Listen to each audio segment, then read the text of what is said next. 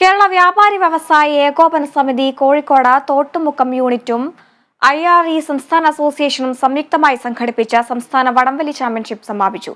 വിവിധ ജില്ലകളിൽ നിന്ന് 38ഓളം ടീമുകൾ പങ്കെടുത്ത മത്സരത്തിൽ ഷാഡോസ് കരിയോട് പാലക്കാടിനെ പരാജയപ്പെടുത്തി JRP അഡ്മാസ് മുക്കം ജേതാക്കളായി.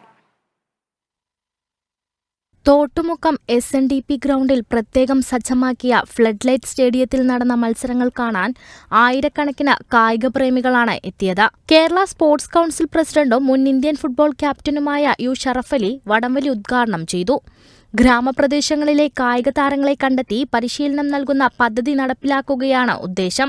ഓരോ നാട്ടിലെയും തനതായ മത്സര ഇനങ്ങളിൽ വളർന്നുവരുന്ന താരങ്ങളെ കണ്ടെത്തി അവരുടെ വിദ്യാഭ്യാസത്തോടൊപ്പം ആധുനിക രീതിയിലുള്ള പരിശീലനം നൽകുന്ന പദ്ധതികളും ഉടൻ കൊണ്ടുവരുമെന്നും 3-4 വർഷത്തിനുള്ളിൽ കായികരംഗത്ത് അഭിരുചിയുള്ള കുട്ടികൾക്ക് കായികശേഷി വർദ്ധിപ്പിക്കുന്നതിനുള്ള സൗകര്യങ്ങൾ ഉണ്ടാകുമെന്നും ഷറഫ് അലി പറഞ്ഞു. കായികരംഗത്തെ പരിപോഷിപ്പിക്കുന്നതിന്റെ ഭാഗമായിട്ട് ഗ്രാമീണ മേഖലകളിൽ താല്പര്യമുള്ള രംഗങ്ങളിൽ കായിക താരങ്ങളെ കണ്ടെത്തി അവരുടെ വളർച്ചയ്ക്കനുസൃതമായിട്ട് പരിശീലനങ്ങൾ കൊടുക്കാനുള്ള പദ്ധതികൾ നടപ്പിലാക്കുക എന്നുള്ളത് തന്നെയാണ് ഞങ്ങൾ ഉദ്ദേശിക്കുന്നത്.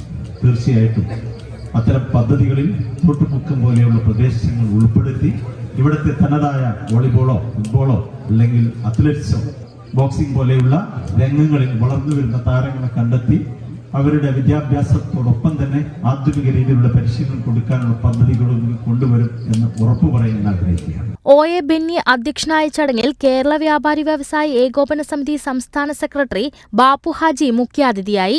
ചാമ്പ്യൻഷിപ്പിനോടനുബന്ധിച്ച് വാദ്യമേളങ്ങളുടെ അകമ്പടിയോടെ വർണ്ണാഭമായ ഘോഷയാത്രയും നടന്നു. ഘോഷയാത്ര തോട്ടുമുക്കം SNDP ഗ്രൗണ്ടിൽ സമാപിച്ചു.